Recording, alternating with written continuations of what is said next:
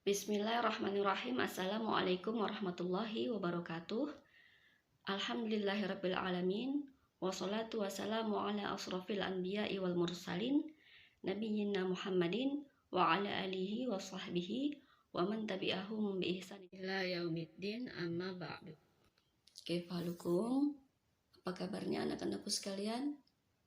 Yang Ustazah selalu doakan agar kalian selalu dalam keadaan sehat walafiat, selalu dalam lindungan Allah, dan tetap semangat untuk belajar dan menuntut ilmu dimanapun kalian berada.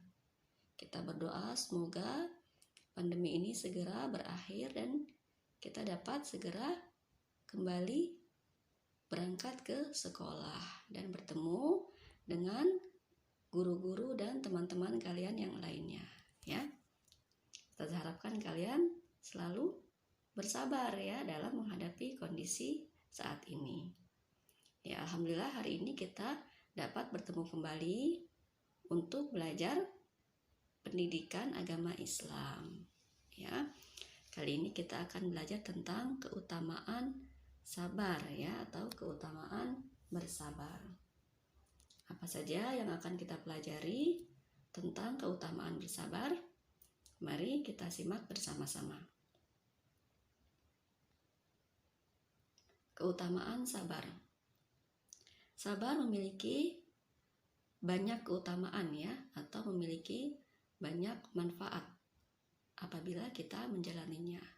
Di antaranya adalah yang pertama, sabar merupakan akhlak para rasul. Yang kedua, sabar membuahkan kebahagiaan hidup. Yang ketiga, sabar penopang keimanan. Yang keempat, sabar penepis fitnah atau bekal dalam menghadapi ujian. Yang kelima, sabar akan menambah hidayah ke dalam hati. Dan yang keenam, sabar adalah penyebab datangnya pertolongan Allah. Ya, ini adalah beberapa di antaranya keutamaan bersabar. Akan kita bahas satu persatu tentang keutamaan ini. Yang pertama, sabar merupakan akhlak para rasul. Allah Ta'ala berfirman dalam Al-Quran surat Al-An'am ayat ke-34. A'udzu billahi minasyaitonir rajim.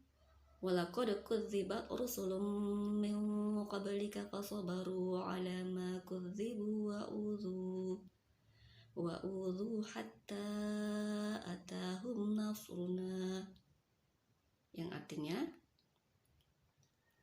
sungguh telah didustakan rasul-rasul sebelummu, maka mereka pun bersabar menghadapi tindakan pendustaan tersebut, dan mereka pun disakiti sampai datanglah kepada mereka pertolongan kami. Siapakah sebaik-baik manusia? Ya, mereka adalah para nabi dan rasul. Dan siapakah yang harus paling kita cintai setelah Allah Ta'ala? Yaitu nabi kita, Nabi Muhammad Sallallahu Alaihi Wasallam. Ya, maka yang layak kita tiru atau kita teladani kesabarannya adalah nabi dan rasul kita yang paling kita cintai sebaik-baik makhluk, yaitu Rasulullah Sallallahu Alaihi Wasallam. Ya, jadi para nabi dan rasul mereka mengalami ujian-ujian dalam mereka berdakwah dan mereka selalu bersabar dalam menghadapinya. Nah, kita harus ya meneladani kesabaran mereka, para nabi dan rasul ya, terutama nabi kita, Nabi Muhammad Sallallahu Alaihi Wasallam yang paling bersabar dalam menghadapi semuanya. Yang kedua, sabar membuahkan kebahagiaan hidup.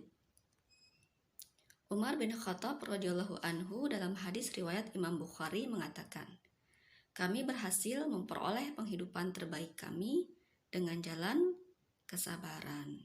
Ya, jadi di sini Umar menjelaskan bahwa kita dapat memperoleh kehidupan kita yang terbaik, kita dapat mengalami kebahagiaan dengan jalan kesabaran. Jadi kalau kita ingin merasakan sesuatu yang membuat kita lebih baik, atau kita ingin merasakan kebahagiaan dalam hidup kita, maka kita harus bersabar ya dalam menjalani segala takdir Allah di bumi ini ya. Nah, yang ketiga, sabar merupakan penopang keimanan. Ibnu Mas'ud radhiyallahu anhu mengatakan, sabar adalah separuh keimanan. Hadis riwayat Abu Nuaim. Diriwayatkan bahwa Ali bin Abi Thalib radhiyallahu anhu mengatakan, sabar bagi keimanan laksana kepala dalam tubuh. Apabila kesabaran telah lenyap, maka lenyap pulalah keimanan. Hadis riwayat Ibnu Abi Syaibah. Ya. Jadi sabar itu diumpamakan separuh dari keimanan kita, ya. Menurut Ibnu Mas'ud radhiyallahu an. Nah, berarti betapa besarnya pengaruh sabar dalam diri kita, ya. Nah, menurut Ali bin Abi Thalib, sabar laksana kepala dalam tubuh, ya. Jadi begitu pentingnya sabar ya. Apabila sabar itu telah lenyap, maka lenyap pula lah keimanan, ya. Jadi apabila kita tidak memiliki kepala, maka manusia itu akan mati ya, seperti itu. Ibaratnya sabar bagi keimanan kita, bagi diri kita, ya, maka kita harus selalu bersabar. Nah, yang keempat, sabar merupakan penepis fitnah atau bekal dalam menghadapi ujian. Ibnu Qayyim rahimahullah mengatakan, fitnah godaan dapat ditepis dengan bersabar. Ya, apabila kita menghadapi fitnah dari manusia atau godaan-godaan manusia ya yang dapat menggoyahkan keimanan kita, maka kita dapat menghadapinya dengan bersabar. Yang kelima, sabar akan menambah hidayah ke dalam hati. Allah Ta'ala berfirman dalam surat At-Taghabun ayat 11. A'udzubillahi minasyaitonirrajim. Ma asaba min musibatin illa biidznillah. Wa may yu'min billahi yahdi qalbah. Wallahu bikulli syai'in alim. Yang artinya, tidaklah menimpa suatu musibah kecuali dengan izin Allah. Barang siapa yang beriman kepada Allah, maka Allah akan berikan petunjuk ke dalam hatinya. Dan Allah Maha mengetahui segala sesuatu. Ya. Jadi, maksud dari Al-Quran surat At-Taghabun ayat 11 ini adalah ketika kita ditimpa musibah, kemudian kita bersabar, maka Allah Ta'ala akan menambahkan petunjuk ke dalam hati kita. Bisa jadi Allah Ta'ala memberikan hikmah atas musibah yang kita alami. Ya, jadi apabila kita ditimpa musibah, maka kita tetap bersabar. Ya, insya Allah kalau kita bersabar, maka Allah akan memberikan petunjuk kepada kita dan memberikan hikmah atas musibah yang kita alami. Ada hikmah dalam setiap kejadian yang kita alami, ya. Yang keenam, sabar penyebab datangnya pertolongan Allah. Allah Ta'ala berfirman, A'udzubillahi minasyaitonirrajim, wasta'inu bis-sabri was-shalah. Yang artinya, mintalah pertolongan dengan sabar dan sholat. Terdapat dalam Al-Quran surat Al-Baqarah ayat 45. Allah Ta'ala memerintahkan hambanya untuk meminta pertolongan dengan sabar dan sholat.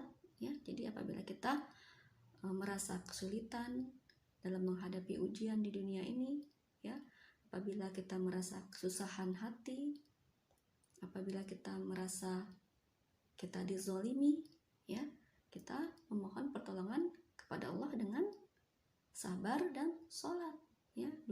tersebut, jangan sampai dilupakan, yaitu dengan sabar dan sholat.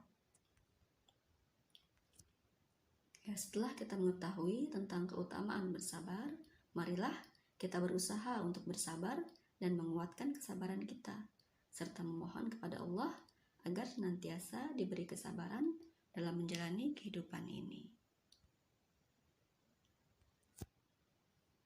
Nah, tugas PAI hari ini adalah kalian mengerjakan modul PAI halaman 59. Dan yang bagian kedua, kalian mengerjakan soal-soal pilihan ganda berikut ini ya, dari 1 sampai 6, dan kalian kerjakan di buku tulis PAI. Tulis jawabannya saja ya. Jadi ada 2 soal ya. Yang pertama kalian kerjakan di modul, yang kedua kalian kerjakan di buku tulis PAI dan ditulis jawabannya saja. Ya, semoga kalian dapat memahami pelajaran hari ini, dapat mempraktikkannya dalam kehidupan kalian sehari-hari tentang bersabar, dan kalian dapat mengerjakan tugasnya dengan baik. Jazakumullah khairan, barakallahu fiikum, wassalamualaikum warahmatullahi wabarakatuh.